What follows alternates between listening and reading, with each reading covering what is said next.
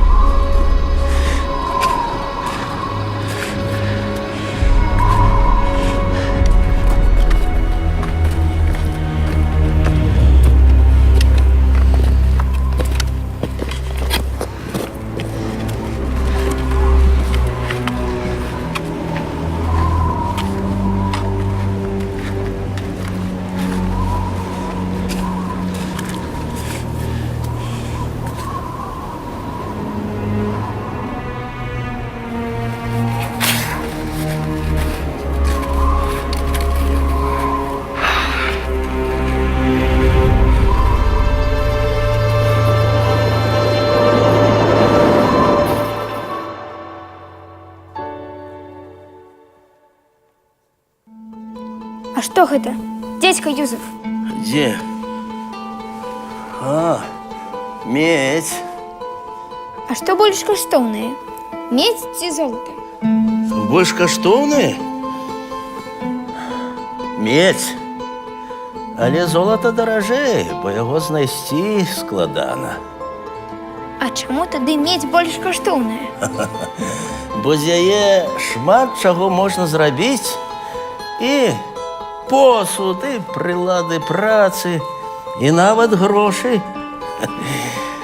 І ўсё гэта карысна людзям. А золата псуе людзей. Але і багацце можна скарыстаць на добрыя справы.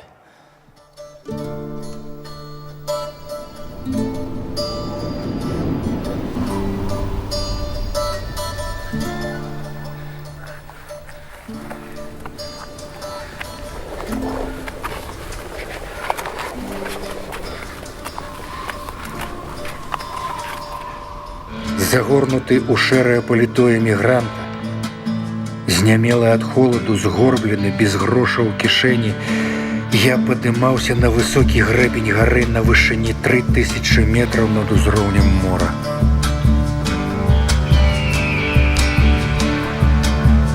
Паўсвету аддзяляе мяне ад сям'і і сяброў. Што чакае мяне на тым баку гор? Ці перайду я туды ўвогуле?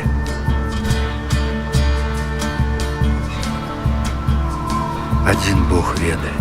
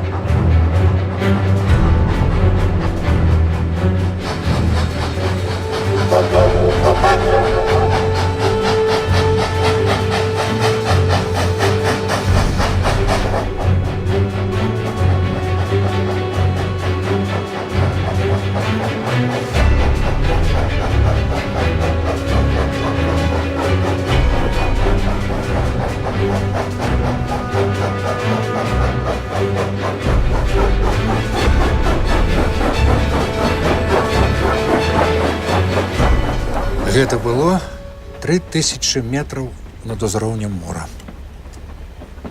Вось так, дзякуючы Богу, я і пазбегнуў смерці. Але навошта, татусь, ты выбраў такі рызыкоўны шлях праз горы? Учылі ж можна трапіць і па вадзе. А па вадзе я баюся. Ну, гэта жарт. На самой справе, мне, як геолагу, было вельмі цікава пабачыць мясцовы ландшафт. Гэта было неверагоднае відовішча. Нічога больш дзіўнага я ў сваім жыцці не бачыў. Фелікс? І ты едзеш гэтым цягніком? Так, я да Кракова. Ну, далучайся да нас, у нас весела. Гэта мой тата, і ён якраз распавядае, як ён трапіў у Чылі. Вчылі? Цікава. Далёкая краіна. Ці існуе навогуле?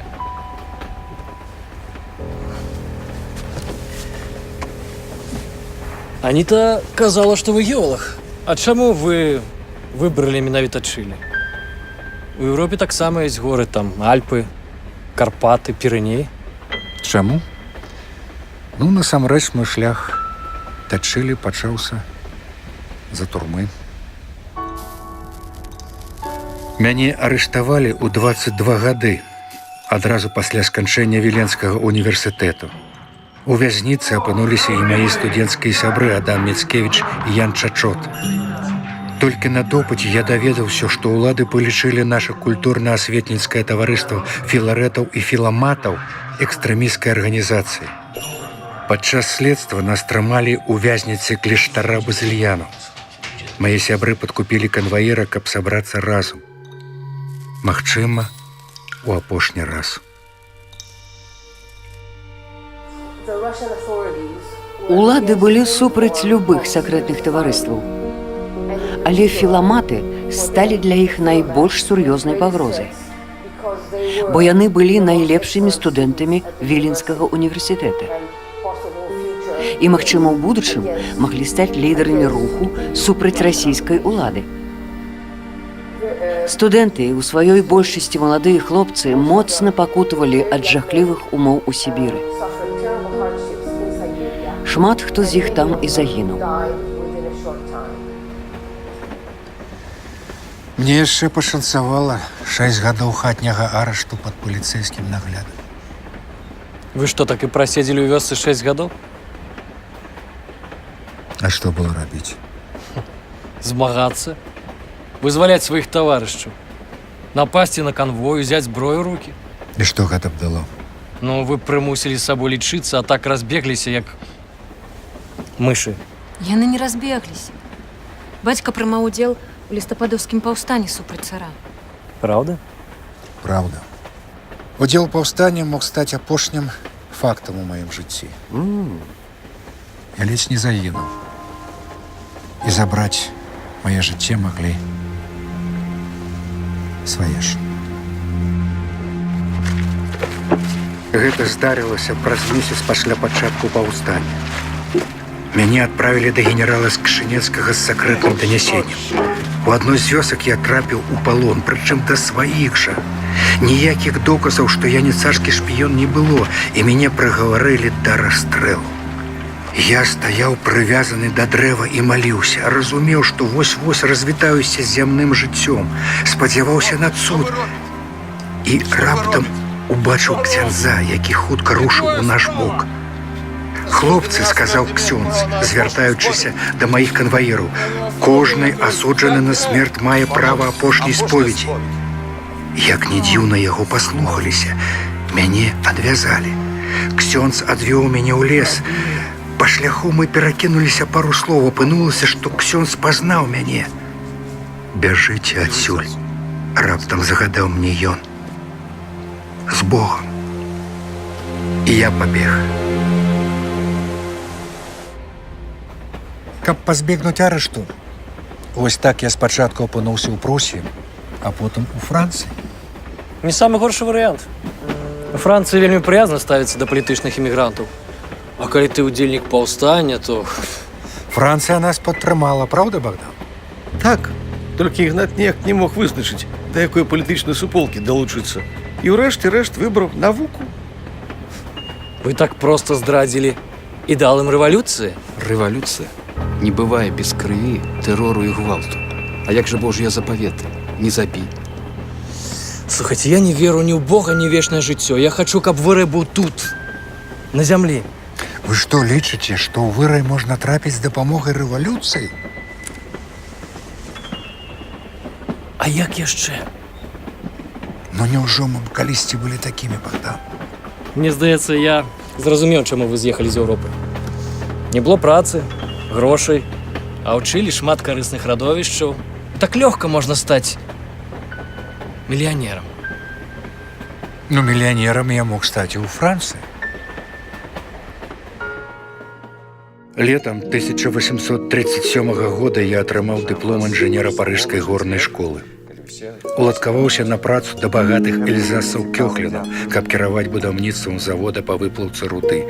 І раптам, нечакана для ўсіх, знайшоў на землях, што ім належалі, поклады жалеза. Пасля таго, як мой кантракт скончыўся, Кёхліны запрасілі мяне на абед. Тое, што там адбылося, стала нечаканасцю нават для мяне. Месье Дамейка, хочу прапанаваць вам новы кантракт з выдатнымі умовамі. 10% ад кожнага знойдзенага вамі радовішча.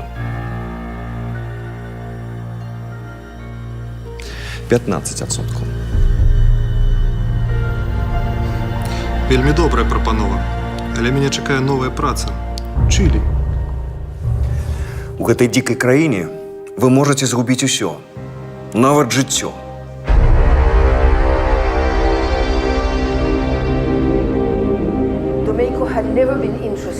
Дамейку ніколі не вабілі вялікія грошы. Ён не мог застацца ў Еўропе, таму што яго бліскучая адукацыя не была там запатрабавана. Але ён ніколі ў сваім жыцці не імкнуўся да багацця. Значна больш яго цікавіла даследаванне горных вяршынь.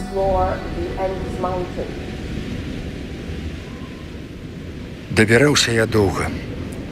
Спачатку 3 месяцы морам, потым на конях па аргентынскіх стэпах. Спяшаліся, бо ведалі, у Андах ужо выпаў снег, і горы з-за гэтага могуць стаць непраходнымі.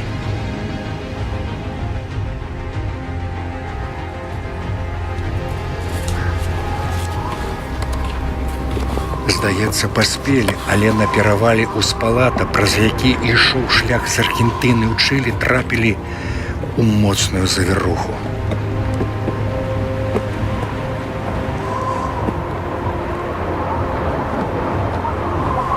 Калі мы падняліся яшчэ вышэй, мяне напаткала горная хвароба. Кружылася галава, не было чым дыхаць. Вадик, стой!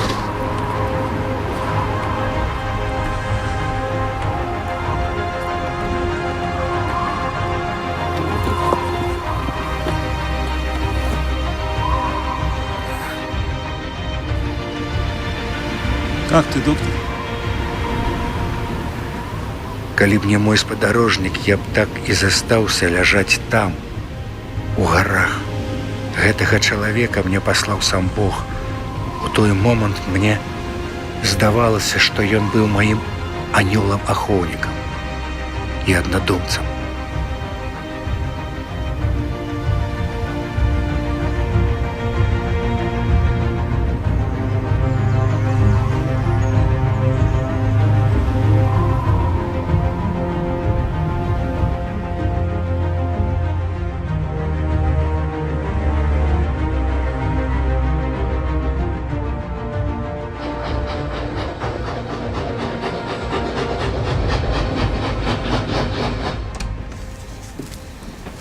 Прошу всех подрыхтовать пашпарты. Мэта прыезда ў Аўстра-Венгрыю. Курс лекцыі ў Ягелонскім універсітэце, некалькі дзён прабуду ў Кракаве, потым далей у Літву. Што ў багажы? Кнігі, асабістыя рэчы, некалькі скрыняў з мінераламі.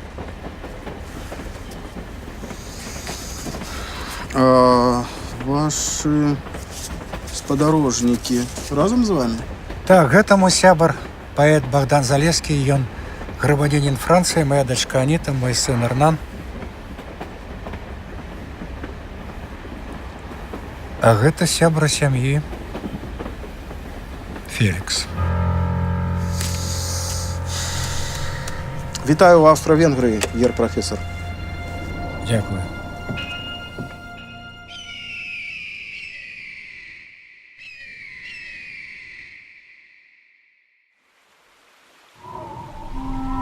Я быў на вяршыні гары і разумеў, што нічога больш велічнага ў сваім жыцці не бачыў.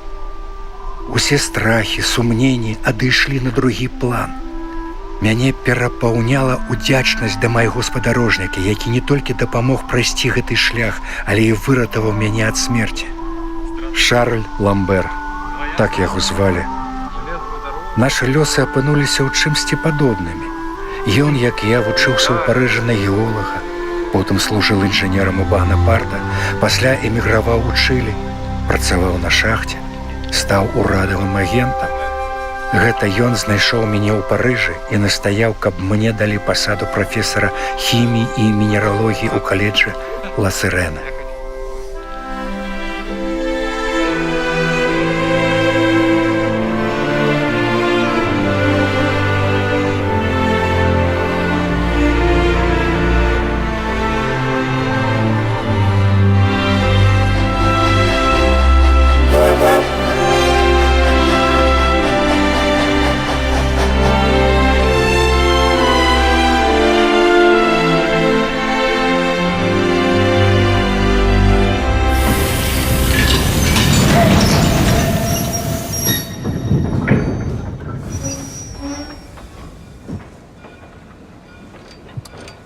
Пойду выпалю цигарет.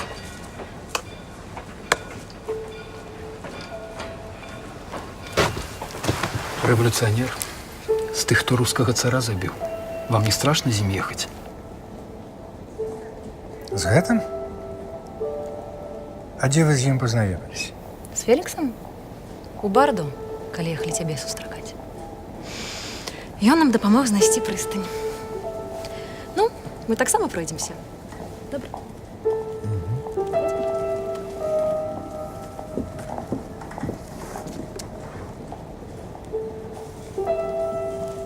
Рэвалюцыянер, кажуць. І Чылі ніколі не бачыў.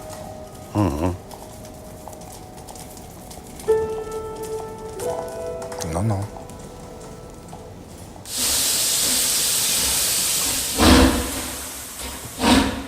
Игнатий, я ж тебе ведаю. Ты ж не просто так вяртаешься ў Літву. А што гэта злачынства наведаць радзіму? Ты мог вярнуцца яшчэ 28 год таму, калі па нашай справе аб'явілі амністыю. Што ты задумаў, калі вырашыў аднавіць універсітэт у Вільні? Забудь, ты ж нават не ўяўляеш, што тут пачалося пасля 63-го. А што тут пачалося? Думаешь, расійскія ўлады цябе сустрэнуць як героя? З кветкамі? Ты не паспеў перасячы мяжу з Аўстрыяй, а за тваім крокам кожным ужо сочаць. Слухаюць кожнае слова. Слухаюць? І хто цікава мяне слухае? Нават не думай. А я ўжо прадпрыняў рашучае дзеянне. Хочаш ведаць, якія?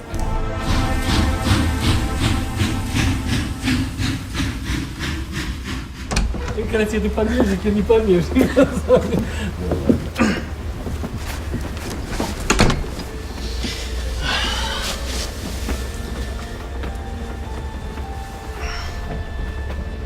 А як вас сустрэлі ўчылі, спадар прафесар?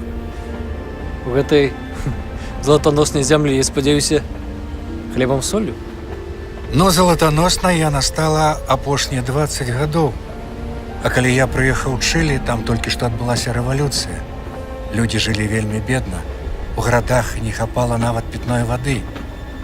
А я бачыў, што чылійцы літаральна ходзяць па золаце.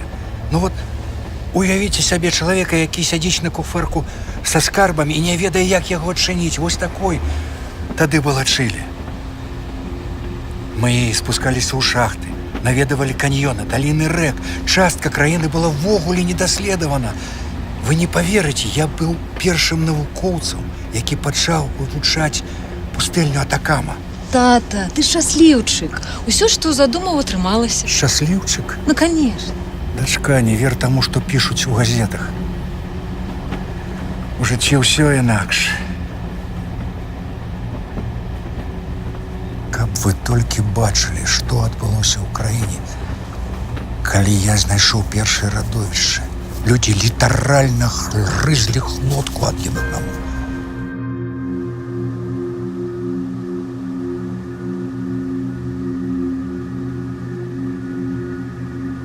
У 1842 годзе падчас экспедыцыі ў правінцыю Качаполь я знайшоў два вялікіх радовішча меднай руды.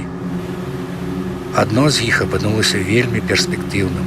Я бачыў, што медзі там хопіць не на адно пакаленне. Падчас адной з экспедыцый убачыў вялізны валун з дзіўнымі малюнкамі. Гэта былі пісьмёны індзейскіх плямёнаў, ці як яны называлі сябе мапучы. Іх не змаглі заваяваць нават гішпанскія каланізатары, не падпарадкаваліся мапучы і чылійскаму ўраду. Але я не ўяўляў, як да іх трапіць. Мапучы не пускалі да сябе чужых. Мяне апанавала ідэя наведаць Араўканію.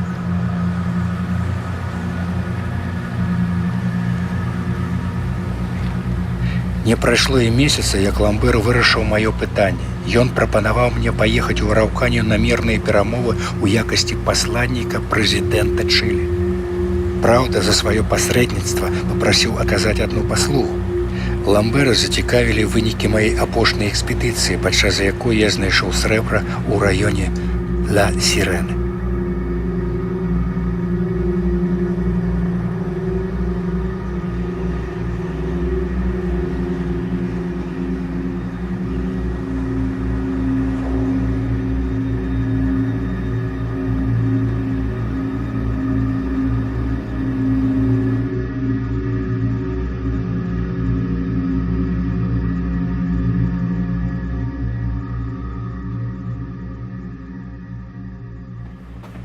Аднаго не разумею, Ігнацій. Чаго раптам ты, геолог, захапіўся гісторыяй індзейскіх плямёнаў? Вырашылі зрабіць культурную рэвалюцыю сярод дзікуноў? Гэтыя так званыя дзікуны больш высакародныя, чым некаторыя еўрапейцы. Не буду спрачацца. Гэта мае галоўныя каштоўнасці.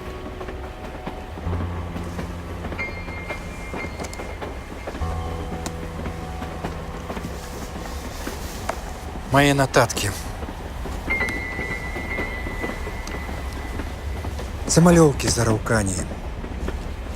Але ж Араўканія гэта мой вялікі правал. З маёй дапамогай чылійскі ўрад заключыў з індзейцамі мірнае пагадненне, але потым усё роўна пачаў прымусовую асіміляцыю.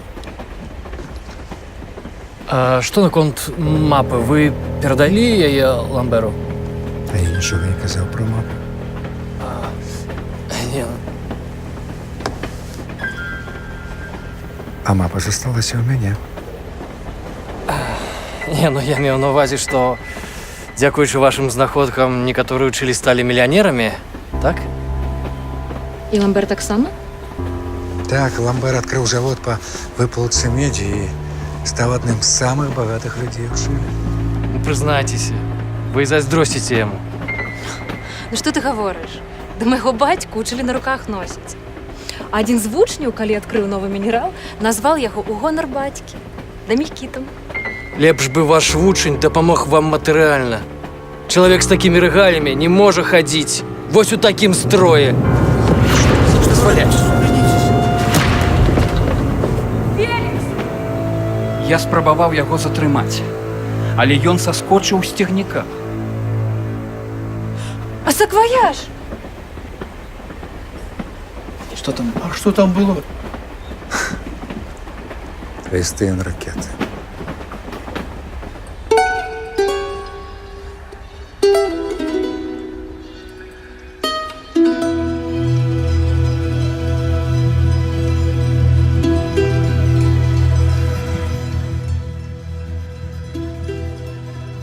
Ён кахаў Энрыкету і быў з ёй вельмі шчаслівы. Вельмі. Гэта была прыгожая гісторыя. Аднойчы падчас шпацыру ён зайшоў да сваіх суседзяў, сям'і Сатамаер, і ўбачыў прыгожую дзяўчыну. І згубіў галаву. Праз 2 месяцы прапанаваў ёй руку і сэрца. Але ў Энрыкеты было слабае здароўе. Пасля нараджэння дзяцей яно яшчэ больш пагоршылася, і пасля 20 гадоў шчаслівага шлюбу яна памерла ад сухотаў.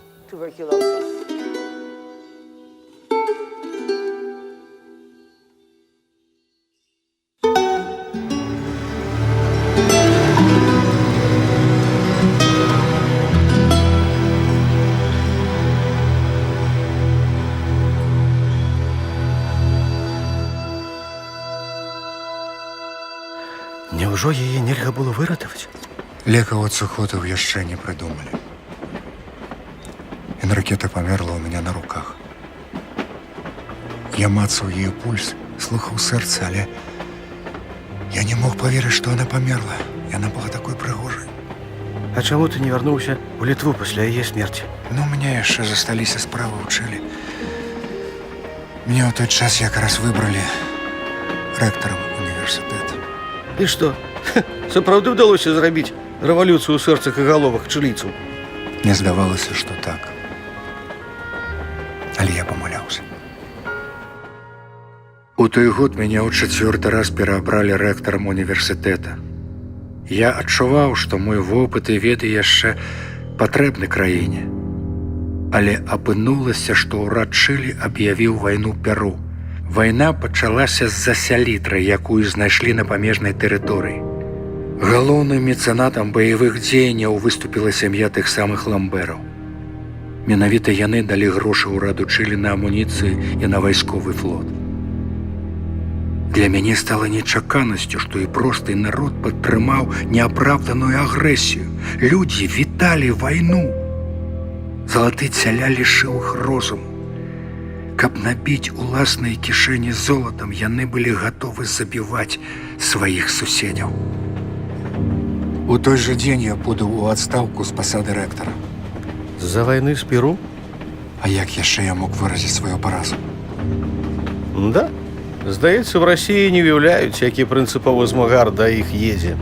Адно прашу, калі трапіш у высокія кабінеты, не пачынай размову з аднаўлення універсітэта. Не сячы з пляча. Позна. Я ўжо подаў прашэнне на імя імператара і адправіў яго з дыпламатычнай пошты з Парыжу.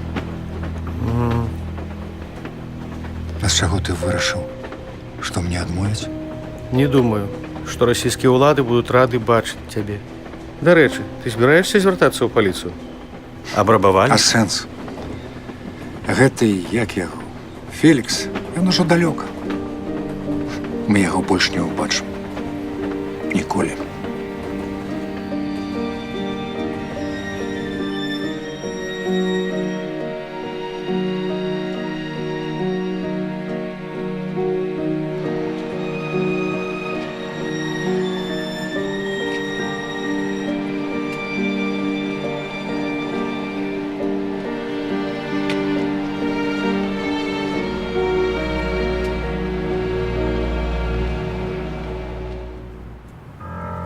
Фелікс?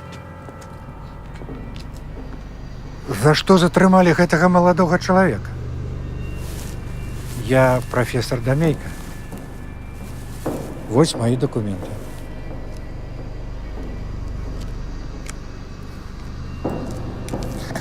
По опісанні ён падобны на аднаго з аб'яўленага вышуку з палітычных злачынцаў. Вядзем у пастарунак. Разбяремся. Ніякі ён не рэвалюцыянер. Я яго ведаю. Ён студэнт горнай школы. Ехаў са мной у адным купе з самога Парыжа. Я магу за яго паручыцца. Ну, калі вы, пан прафесор, выступаеце паручыцелем, мы яго адпусцім. Дякую.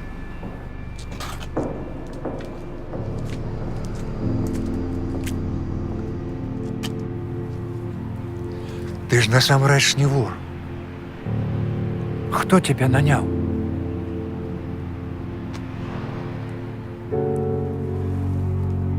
Ты думаў, дамейка вязе у сваім сакваяжы нешта небяспечнае дзеля ўлады? Або мапу скарбу?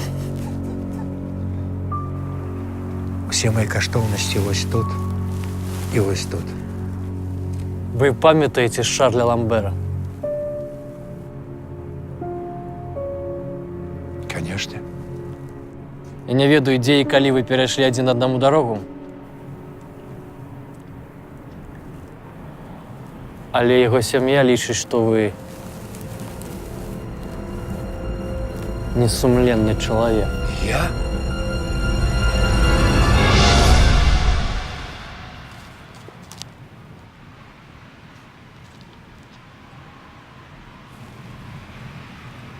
Але я так не думаю.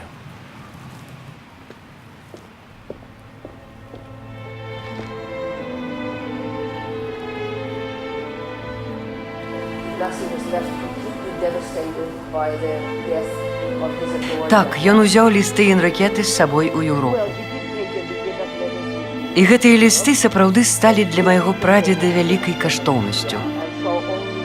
Ён вельмі даражыў імі, бо яны нагадвалі яму не толькі пра каханую, але і пра Чылі. Краіну, дзе ён на поўную моц адчуў подых свабоды. Гэтую ж свабоду ён хацеў даць і сваёй радзіме.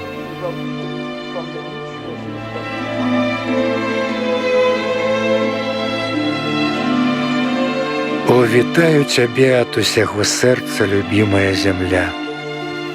Пасля таго, як пакінуў цябе 53 гады таму, ты для мяне як здароўе для параненага ў баі, каля пасля працяглага лячэння і цяжкага калецтва воін устае на ногі і зноў шабля звініць у яго на баку. Або пасля доўгага зняволення ў вязніцу патрыёт, выпушчаны на свабоду, бачыць неба і ўдыхае свежае паветра.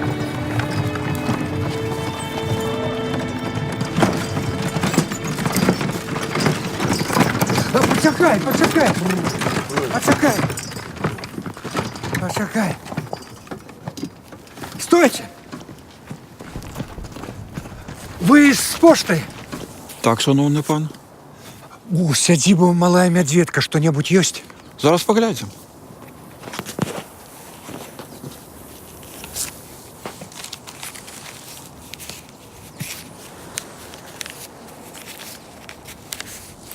Так, з Міністэрства асветы на імя Ігнація Дамейкі. Гэта я. Вось мой пашпарт, калі ласка.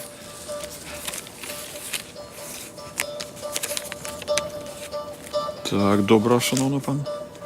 Дзякуй.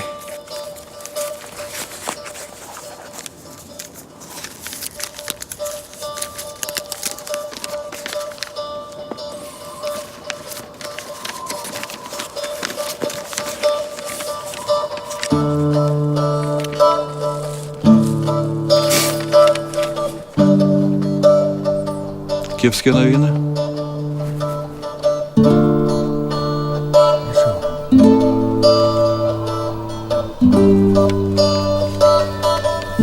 Яшчэ пазмагаліся. Всяго добра. Всяго добра.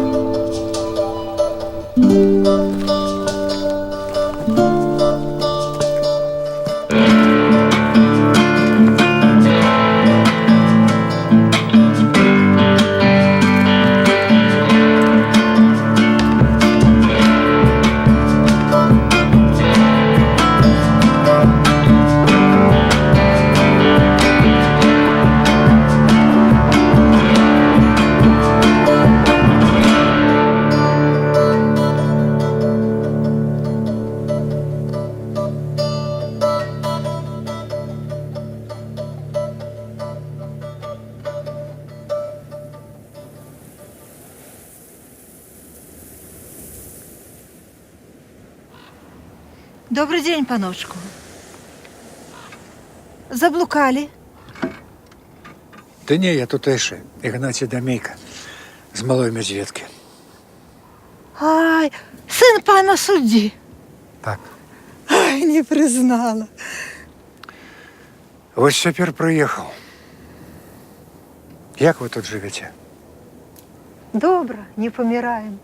Толькі вось маліцца нам нема дзе. Касцельчык же наш папу аддалі і ўсіх праваслаўнымі запісалі. А школа ў вёсцы ёсць? Скуль? Раней жа пана Лісоўскага дачушка дзетак вучыла. А цяпер няма каму. Лісоўскія ж усіх у Сібір саслалі. У Сібір? За што?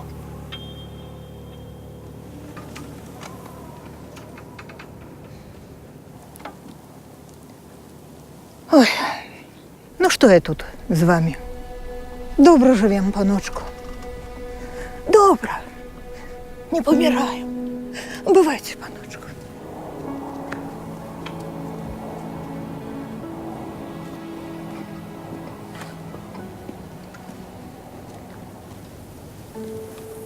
Нават школы няма.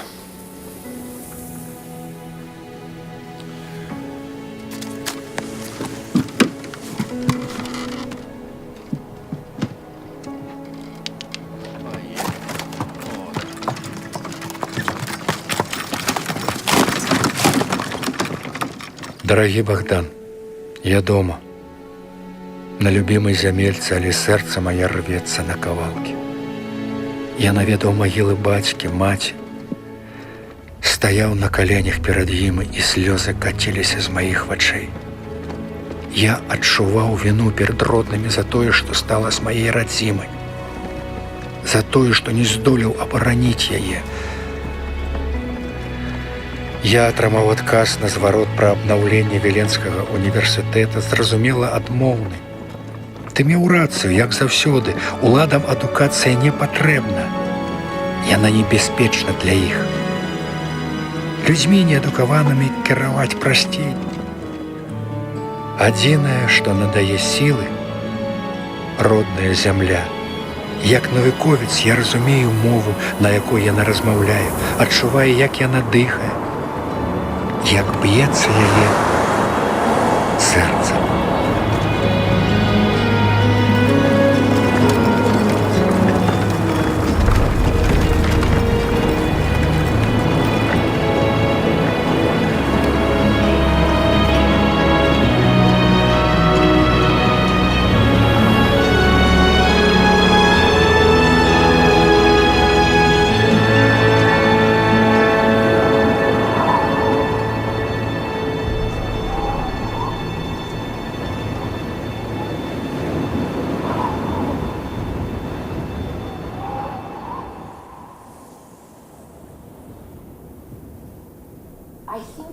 Навошта мой прадзед вярнуўся ў Беларусь праз 53 гады эміграцыі? Думаю, не толькі дзеля таго, каб зрабіць штосьці глобальнае ў адукацыі, каб адкрыць універсітэт. Мне здаецца, перш-наперш ён вяртаўся ў тое месца, якое заўжды лічыў родным домам. Гэтыя азёры, лясы, храмы, старыя могілкі. Іх ён памятаў усё сваё жыццё. Іх ён сніў начамі. Гэта была яго радзіма, вяртанне да якой аказалася вельмі доўгім.